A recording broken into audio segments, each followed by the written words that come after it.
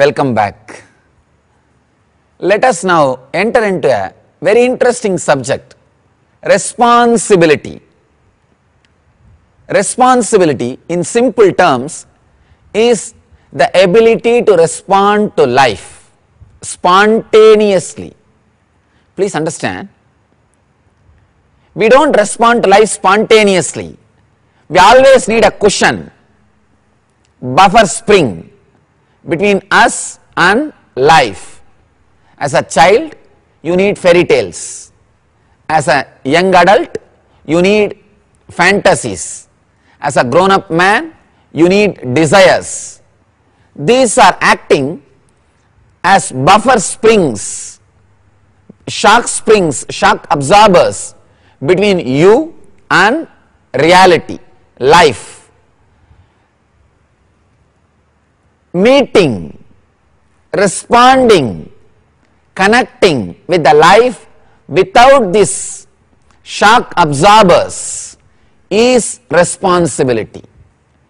There are two ways in which you can do this. One is responding to life in a deep, welcoming and accepting way. The other is responding to life with resistance, reservations, judgments and attachment. Understand? These are the two ways you can respond to life. You can hit the reality. Either you can hit in a very smooth, friendly way, it's like a beautiful landing, or you can land in a very strong way. Of course, strong landing sometimes takes away your very life. If you look deeply, you will realize that most often 99% of the time you respond to life with resistance, judgment, attachment. This happens because almost all the time you consider the source of whatever that is happening in your life as something external or outside of you. Whether it is a challenging or conflicting or an unpleasant situation, you always consider that the source of the situation lies outside of you. This is why you feel so powerless and helpless in most situations of your life. And almost always you blame the others to be responsible for the situation you are in. But what you need to understand is that whenever you are making the other responsible for your life, what you are actually doing is giving the control of your life to the other. You are making the other powerful by making him or her responsible for the whole situation. And the irony is that you keep wondering why you are so powerless and helpless. We often relate to responsibility as a burden, something which makes us do more work, puts us under undue pressure or stress. But please understand that responsibility is actually a great power. You need to understand one more truth. Putting the blame on others and responsibility on others creates violence, resistance. Putting the blame on you and responsibility on you creates guilt. Taking the responsibility but not putting the blame on anybody is power. That is what I call freedom. It liberates you from the clutches of your own helplessness and from another's power on you. It leaves you with the power to respond to the life with creativity, intelligence and spontaneity. When I talk about this subject, I am reminded of an incident. Some years back, there was an epidemic of tuberculosis in Tamil Nadu in South India. Finally, medicines were found and the epidemic was contained. The officials responsible for eradicating it proudly claimed that they were the ones responsible for curing it. But did they take up the responsibility for the fact that it was allowed to spread all over the town in the first place? No. they were actually responsible for the allowing the tuberculosis to spread also, right? They should have prevented it to begin with and not just taken credit for managing the crisis. Likewise, in our lives, we claim responsibility for anything good that happens, but we don't take responsibility for anything bad that happens. We take up responsibility with discrimination. We use God as a dustbin for all the bad thing happens in our life. Anything good happens, we take the responsibility. Anything bad happens, we dump the responsibility on God. He is a poor dustbin which can't answer us back or which can't retard us back. So he is used almost like a dustbin. Anything wrong happens, bad happens, dump it on God. Oh, God did it. Only if we take up responsibility for everything that happens in our lives will we start growing. Only when you take responsibility will you take back the reins of your life from others. In Sanskrit, there is a beautiful book called Swarajya Siddhi, reclaiming your kingdom. The first step for reclaiming your kingdom and achieving what you want is taking responsibility. When you start living with the attitude, I am responsible, your whole life will change. If you sit and analyze each and every incident in your life, you will clearly see that you are the only one responsible for incidents in your life. Normally, we pass the responsibility to others and blame them for what has happened in our lives. Understand that those who really wish to blossom should feel directly or indirectly responsible for everything that happens around them and in the whole world. So, the most fundamental form of responsibility is taking responsibility for your own state of consciousness and the state in which you are living. Responsibility begins with you being established in total openness and acceptance of the view that you are the source of everything that is happening in your life, both inside and outside you. Though it may just seem to be a view, when you start living your life from this view, then you will have the power to respond intelligently to life. You experiencing being the source of all that happens in your life will make you powerful. Then your actions will be naturally aligned to your inner state of being powerful and intelligent. You will have the intelligence and power to alter situations in life wherever you can. You will stop blaming others and yourself for the situation. You will not experience any guilt or shame when life does not work the way you want it to.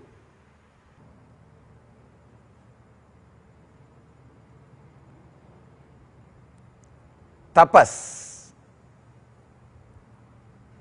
I will share few truths about tapas. Once a man went to visit a famous sculptor. He saw the sculptor sitting silently in front of a big marble block, smiling admiringly at it. When he saw the visitor, he turned to him and said, "Is it not she beautiful?" "Who?" asked the bewildered visitor. "This woman hiding in the marble block," said the sculptor. "Where? I don't see any woman," said the visitor. You will, just as soon as I finish removing all the unnecessary stuff around her," smiled the sculptor.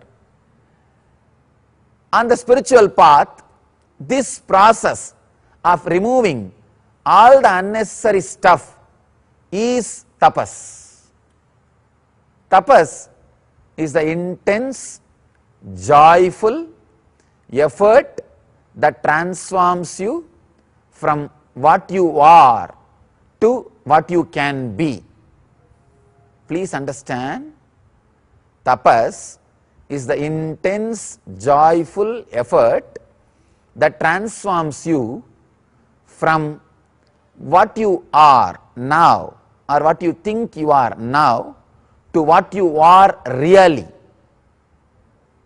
Of course, the sculptor was working on the marble, but the material on which you will be working is you, yourself.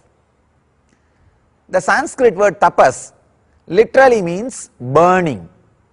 Tapas is the process of burning one's ego with the fire of truth. One burns oneself with the truth, letting the truth penetrate one's being, work on one's being to remove all that is false in you. Understand, tapas is not a spiritual practice to be added to you. It is the process of destroying all that is not you. So that whatever is really you may be experienced. Tapas is only for the very courageous, because it is at the same time the process of death and process of rebirth. Understand? Always the death leads to rebirth. Tapas is a death for your ego, because it involves shedding all the false ideas, false concepts that you are carrying around, calling them as yourself or your life.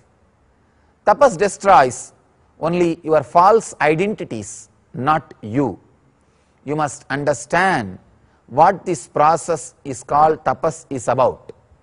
Right now, your personality is entangled in too many things, in too many situations, in too many people. When you remove all these things one by one from your life, what remains will be your individuality. At so many levels, you are carrying ideas that you think of as you.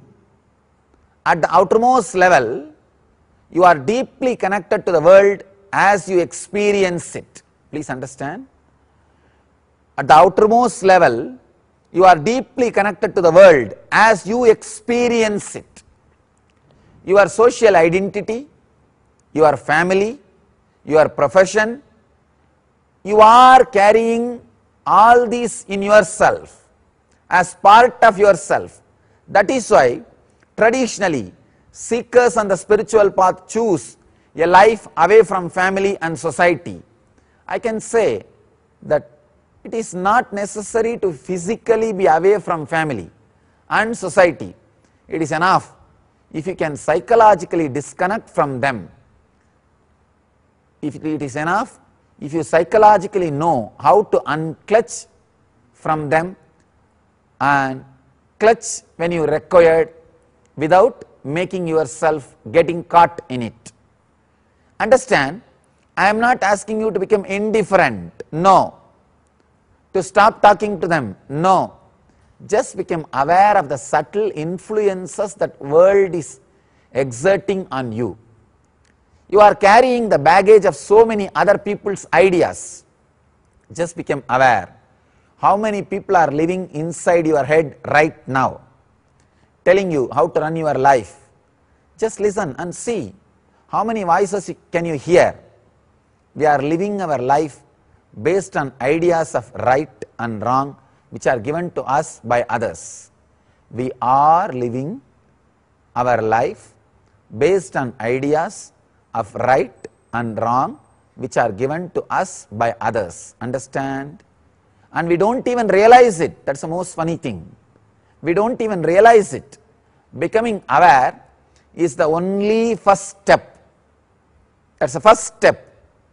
Many times we are already aware, but we don't have the courage to free ourselves of these influences.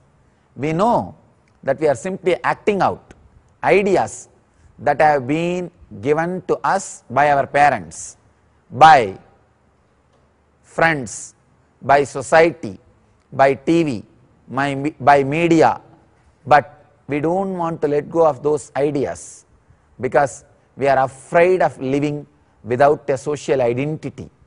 See, social identity adds kind of a spice, juice to life, or you think that is juicy part of your life. We are afraid of being alone. Kevala means being alone.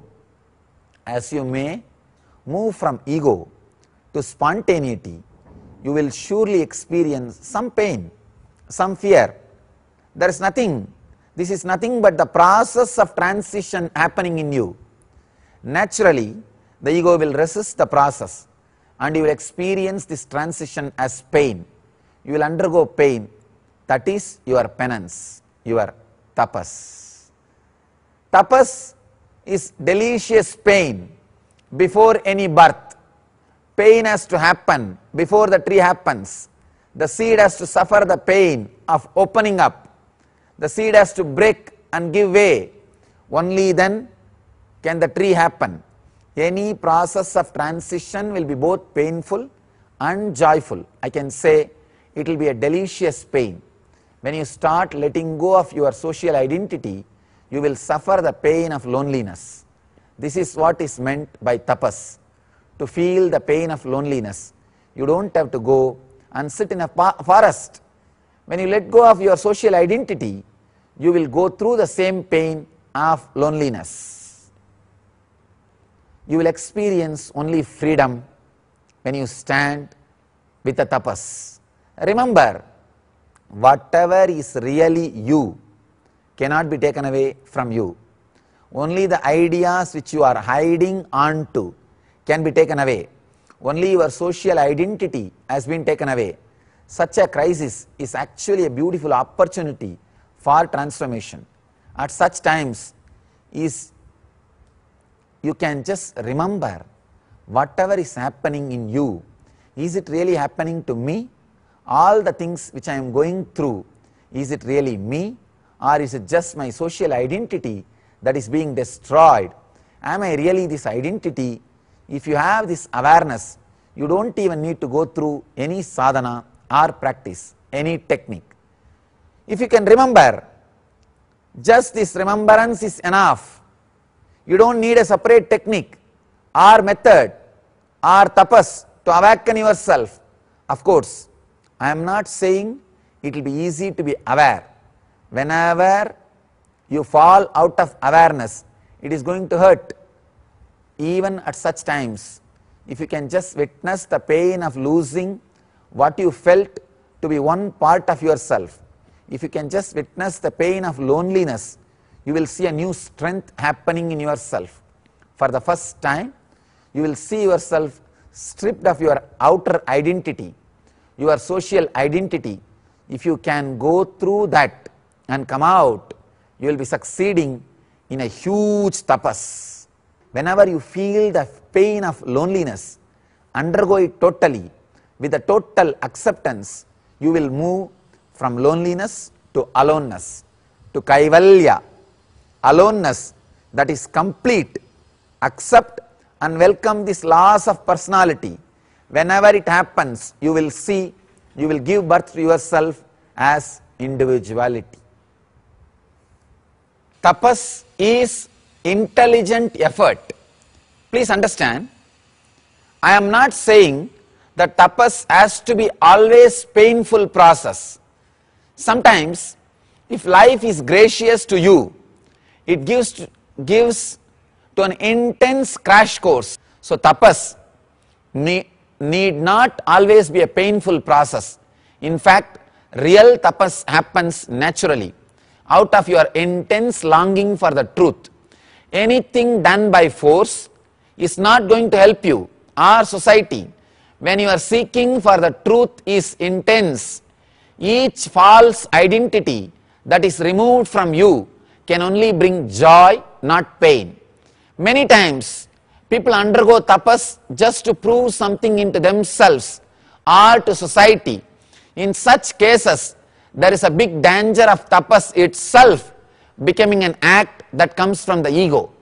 Many seekers fall into the trap of trying to make some extraordinary spiritual effort just to prove that they can do it. It's really dangerous. They torture themselves to prove something to the world. See, there are two types of people. The people who are caught in the attractions and sufferings of this world. These are the people who are tortured by the desires and fears of their body and mind. Their life is completely controlled by the desires and fears of the body and mind. But at least these people know that they are caught. Then there is another set of people.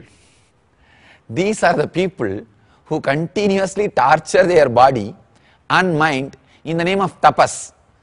I have seen myself in India, people sitting on the nail bed and standing on nails for 5 years, 12 years, 10 years. I have also seen people standing on one leg, torturing the body for 30 years, rolling on the ground or walking on hot coals. There is no need to do this and torture your body. Actually, you torture your body because you think that it is torturing you. A person who knows how to enjoy the body and the mind is totally at ease with himself. He feels relaxed with his body and mind. He enjoys intensely all the pleasures and the comforts, but he never abuses the body. One should know the difference between enjoying the body and abusing the body. Tapas is allowed. Tava is okay, but not avam. Tavam means really working towards enlightenment. Avam means abusing the body. So, at one extreme, you have a person torturing his body in the pursuit of sensual pleasures. And at the other extreme, you have people torturing the body in the name of penance or suppression. Both do not know how to handle the body and the mind. Usually, people who have spent their whole life running after the material world, when they enter into spirituality, also they will carry the same mental setup. They start chasing peace, chasing enlightenment. It becomes an ego trip, ego game for them. Whether their tapas develops or not, they develop a huge spiritual ego. They feel they have done something extraordinary. Please understand, the moment we think that we are doing something extraordinary, that very act becomes a burden for you. Tapas happens without even you knowing you are doing tapas. That very achievement will stop you from making any further progress.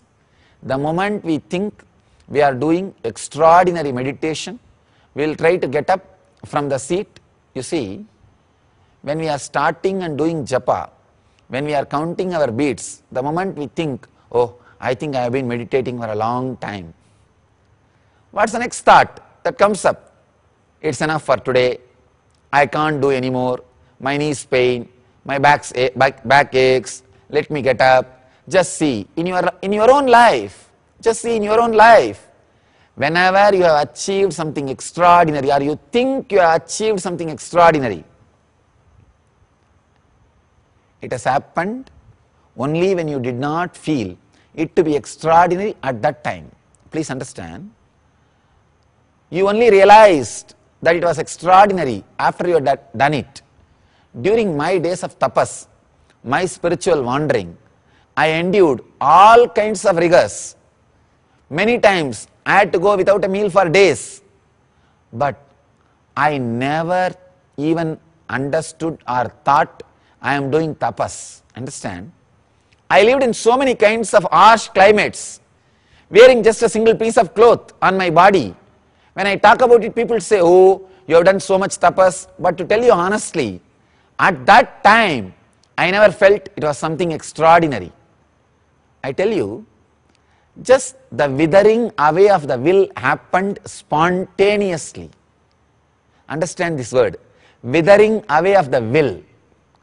The will, the individual will, am I doing or not, has withered away. I never felt that I was doing some great tapas, extraordinary. No, actually I was enjoying my life because there was such a deep longing in the heart to experience the ultimate.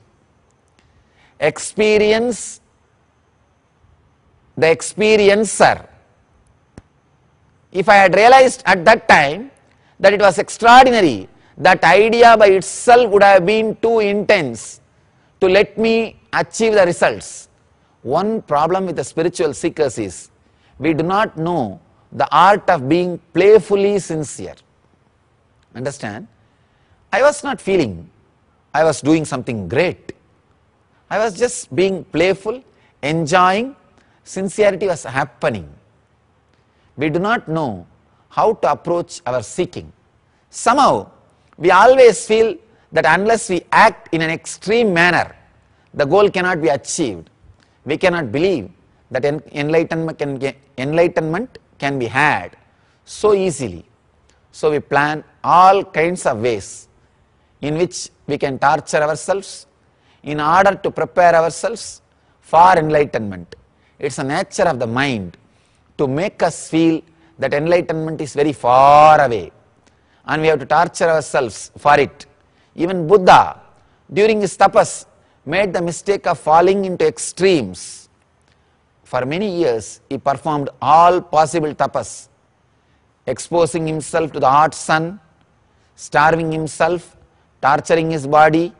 Then it is said that one day he came across a musician tuning his instrument. This was a revelation for Buddha. When you are ready for it, even a small incident can be a revelation for you.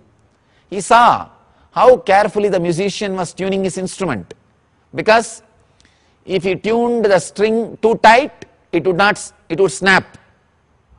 If he kept it too loose, he could not play the instrument, no music. Too tight or too loose, both don't work. When Buddha saw the musician, he immediately understood, realized the truth. He understood where he had gone wrong. From the musician, Buddha learnt the importance of walking on the Madhya Pantha, the middle path, the path of balance. Later, he taught the same. In the same way as you tune the strings of your instrument, so should you hold your mind in meditation. Not too tight, not too loose. This is tapas, or intelligent effort. When you add intelligence to your effort will become effortless. You will not be acting out of ego, thinking that you are performing something extraordinary, nor will you be acting out of confusion, doing unwanted things that do not produce results. Understand? Do not have the idea you are performing something extraordinary. Same way, don't have the confusion that your acts may not give results. No. Having the right understanding, neither having the ego that you are extraordinarily performing, nor having the doubt what you are doing may not bring results. No. Tapas is passion with patience. What do I mean when I say effortless effort? What do I mean when I say be playfully sincere? Does it mean that you have to be 50-50% in your spiritual effort? No. No. Understand, intensely passionate and deeply having the passion.